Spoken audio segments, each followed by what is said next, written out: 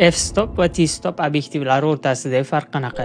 Keling ko'rib chiqamiz. F-stop bu ko'pchiligimiz foydalanadigan obyektivlarimiz diafragmasining o'lchov birligi. Ana o'sha diafragma F-stopli obyektivlarda o'zgaruvchan bo'ladi. F1.2, 1.4larda diafragma diametri kengroq ochiladi. Bu degani kameraning sensoriga ko'proq yorug'lik yetib boradi. F14, F16 diafragma bo'lsa, diametri ham shuncha kichrayib, kamroq yorug'lik yetib boradi. Sinematograflar va professional videograflar foydalanadigan T-stopli obyektivlar. T-stop bu obyektivdan real o'tayotgan yorug'lik miqdorini ko'rsatadigan o'lchov.